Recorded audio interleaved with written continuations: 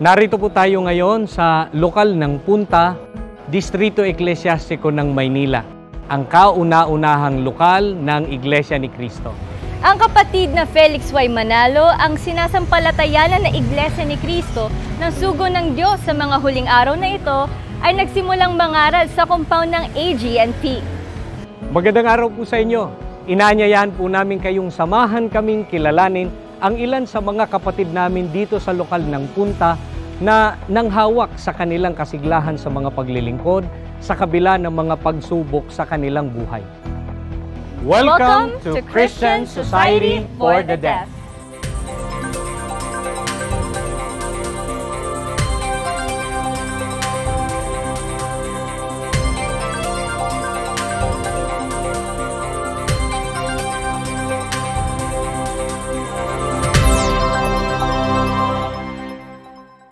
Taong 1937, sa atas ng kapatid na Felix Y. Manalo, bumili ang iglesia ng isang sukat ng lupa para ipatayo ang semi-concrete na gusaling sambahan para magamit ng mga kapatid sa iglesia sa lokal na ito.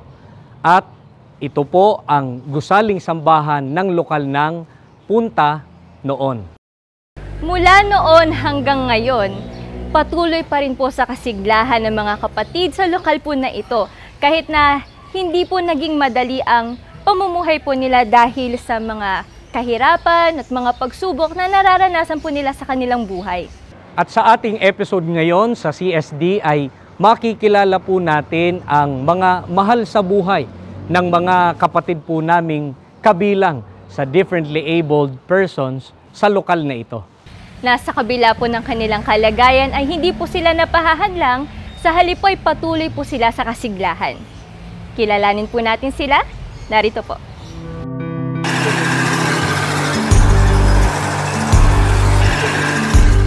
Since 1983 po, nandito na po ako sa Punta. At umuwi po ako sa La Union at doon po ako nabautismo sa La Union na naging Iglesia ni Cristo. At bumalik po ako dito sa Punta upang akayin ng aking mga anak na maging iglesia rin po ni Cristo. Ang mahalagang bahagi sa buhay ko dito sa Punta ay naakay ko po at napabautismohan ng aking anak na si April.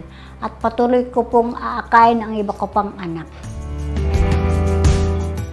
Meron po akong anak na may kapansanan at tinutulungan po ako ng pamamahala upang maging matatag sa aking pananampalataya. Tinuturuan nila ako na maging matibay sa pananampalataya. Mahalaga po na maging matatag ako sa aking pananampalataya upang magabayan ko ang aking anak na magpatuloy sa paglilingkod din sa ating Panginoong Diyos. Dahil po sa kalagayan ng aking anak, nahirapan po siya sa pagkilos at naapektuhan ang kanyang pag-aaral. Dati po may tutor siya, ngayon po may cellphone na, kaya doon na lang po siya nag-aaral. Ngayon po sa pagkain niya, ako na lang po ang nag-aasikaso ng pagkain niya sa kanyang pananamit, sa mga gagamitin niya sa kanyang pagligo. Ginagawa ko po para malampasan ko ang pagsubok na ito sa pamamagitan ng panalangin sa ating Panginoong Diyos. Nagabayan niya ako na maging matatag sa lahat ng pagsubok na nararanasan ko at upang mapabuti ang kalagayan ng aking anak. Sa CSD po sa Philippine Arena, naging masaya po ang aking anak at lalo siyang sumigla nung nagpunta po siya doon.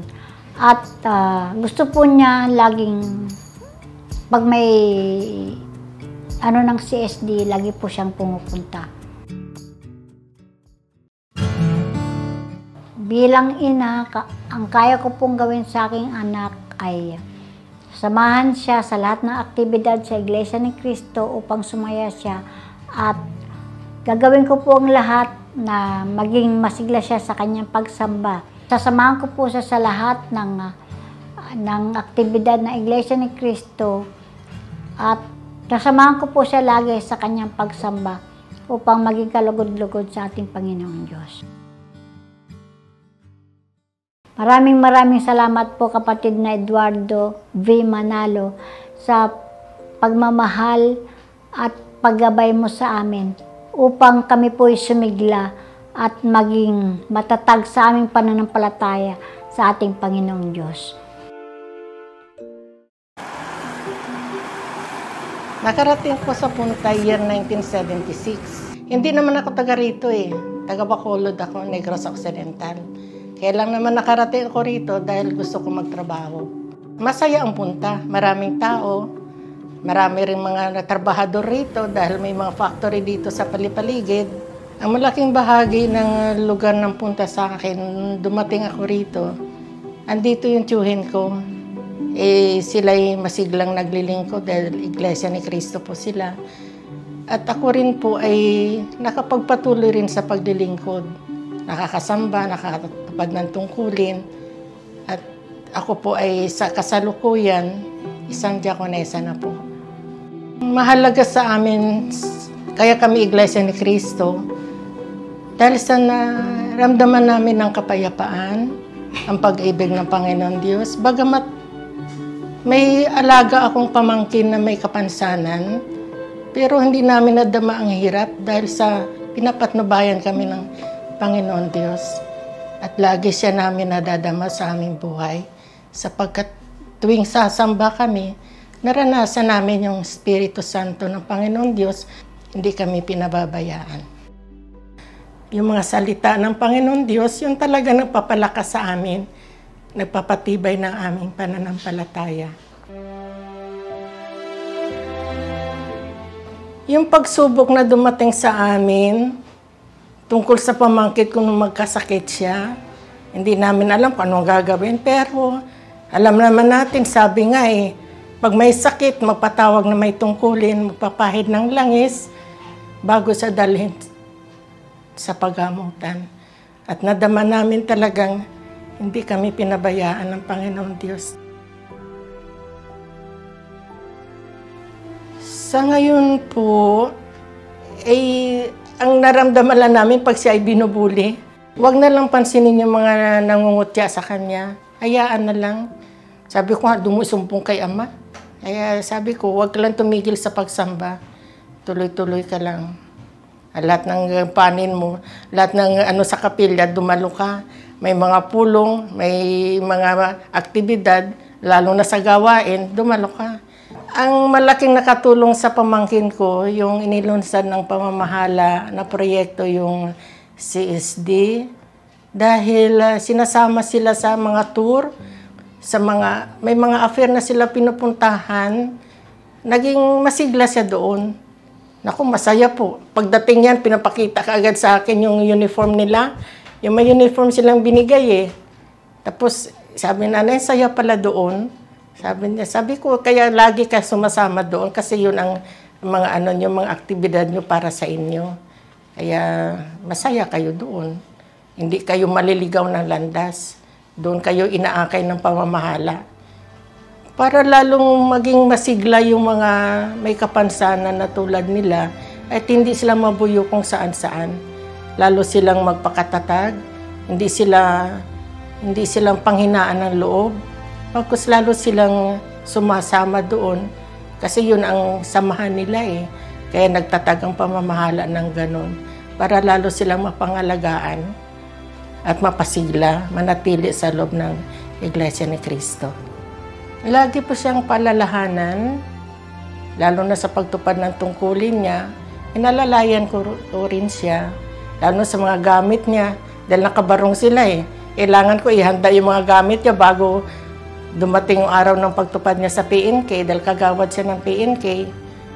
At pinapalaala ko sa kanya mga gampanin, lalo na sa pagsamba. Pinaghahandaan niya po yan. Hindi siya pabaya sa mga paglilingkod, sa mga gampanin sa kapilya. Talagang hindi mo matawaran ang sigla ng batang yan. Sa pinakamamahal naming tagapamahalang pangkalahatan, ang kapatid na Eduardo V. Manalo, taos puso po ako nagpapasalamat sapagkat sa inilunsad niyo pong proyekto sa mga may kapansanan. Talagang napakinabangan po ng mga kapatid. Lalo po silang sumigla, lalong nagpakatatag, at lalong nanatili sa mga paglilingkod. Higit sa lahat, naging tapat sila sa pagtupad ng kanilang tungkulin at nananatili sa loob po ng banal na iglesia.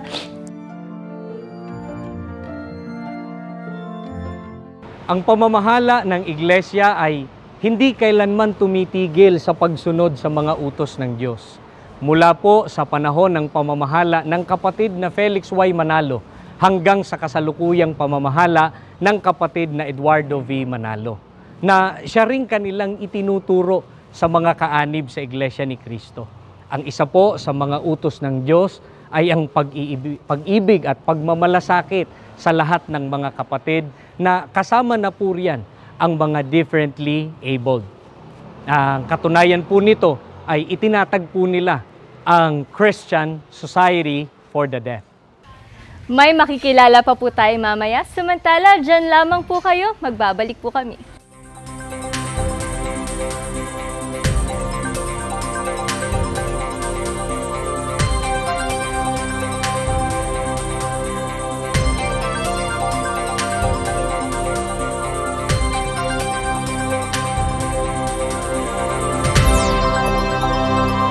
Nagbabalik po ang CSD, kapatid na Frank.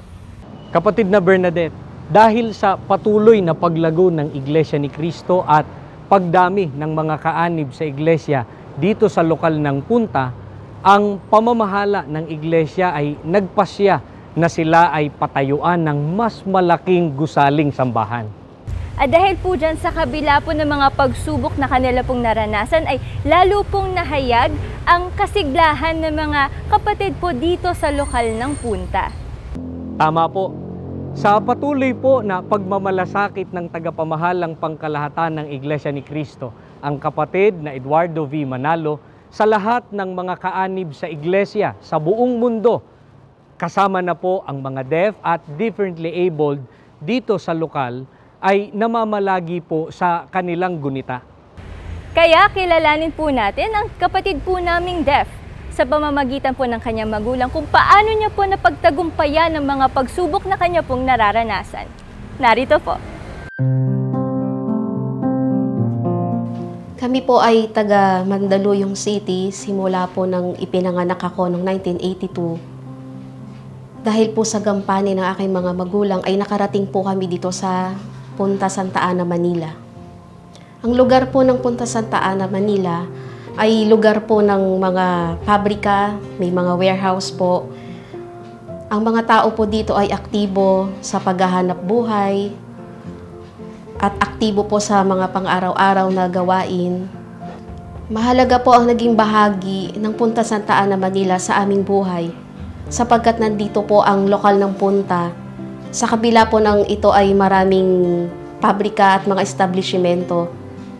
Dito po natawag ang aking mga magulang at kasunod na rin po na nabautismuhan kaming magkakapatid. At kasalukuyan ako po ay may tungkulin na diakonesa.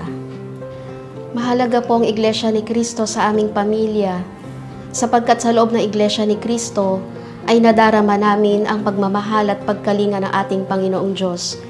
Lalo na po ngayon at may anak akong deaf, na ang Iglesia ni Cristo ang nagbibigay sa amin ng inspirasyon at pagpapalakas ng loob upang makatawid kami sa mga pagsubok ng buhay. Sa pamamagitan po ng pagtuturo at pagpapayo ng ating tagapamahala ay lumalakas po ang aming loob.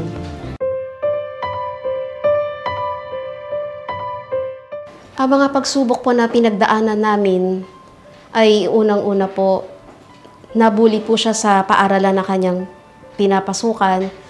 Pangalawa po ay mas gusto niya nang sumama sa mga kaibigan niya kaysa sa aming pamilya. Kaya ang ginawa ko po ay nagpanata ako at nanalangin sa ating Panginoong Diyos. Natulungan ako sa paggabay sa aking anak upang malampasan namin ang mga pagsubok na aming kinakaharap. Nakatulong po sa aming pamilya ang itinatag ng ating pamamahala na CSD, na dito po ay may mga program at aktibidad para sa mga differently abled, lalo na po sa deaf. Ang CSD po ay nagpapakita ng pagmamalasakit at pagmamahal sa mga kapatid nating differently abled, lalo na po sa mga deaf. Malaki po ang naitulong sa aking anak ng pagdalo sa mga aktibidad. Ang mga aktibidad ng CSD na aming dinaluhan ay get-together, seminar, CSD camp, na nakita ko po na siya ay naging masaya sapagkat nakita niya po ang kanyang mga kaibigang deaf, na ito po ay lalong nagpasigla sa paglilingkod niya sa ating Panginoon Diyos. Patuloy ko po siyang aakayin sa mga masiglang pagsamba at paglilingkod sa ating Panginoong Diyos. Gagabayan at susubaybayan ko siya sa mga araw-araw niyang ginagawa, lalo na po sa mga kaibigan niyang sinasamahan. At ipagpapanata ko po palagi na sana ibigyan siya ng ating Panginoong Diyos ng mabuting kapalaran. Gagawin ko po ito para sa Kanya, para sa aming pamilya, lalong-lalo na po para mabigyan ng kasiyahan ng ating Panginoong Diyos. Gusto ko po magpasalamat sa ating tagapamahalang pangkalahatan, Ka Eduardo B. Manalo, sa inyo pong pagtatatag ng CSD. Nararamdaman po ng mga differently abled, lalo na po ng mga deaf, ang inyong pagmamahal at pagkalinga sa kanila. Marami po ang naitulong ng mga aktibidad na inulunsad ng pamamahala sa pamamagitan po ng CSD. Maraming salamat po sa inyo, kapatid na Bernadette, at maraming salamat din po sa inyo, mga mahal po naming mga viewers. Maraming salamat din po sa inyo, kapatid na Frank. Sa mga nagnanais pong mag-aral at matuto ng sign language, you can download the app through Android and iOS. Nasa 8,000 words na po ang pwede po ninyong matutunan. At para kayo po ay patuloy na maging updated sa events and activities ng CSD, do follow us on our FB page and our Instagram account. Just type CFO_CSD. At kung may na-miss po kayong episode ng CSD, ay mag-subscribe po kayo sa aming YouTube channel sa INCTV/Christian Society for the Deaf. And don't forget to like, subscribe, and share our posts too. At para naman po malaman ninyo ang iba't ibang mga aktibidad para po sa mga kapatid po naming deaf at ang mga proyekto para sa kanila, ay i-search nyo lamang po ang website ng Iglesia ni Cristo para rito. Just type signlanguage.iglesianicristo.net. Sa aming mga kababayang deaf at sa inyong pamilya, sana ay patuloy po ninyong tangkilikin ang programang nilikha para sa inyo. Ito po ang Christian Society for the Deaf.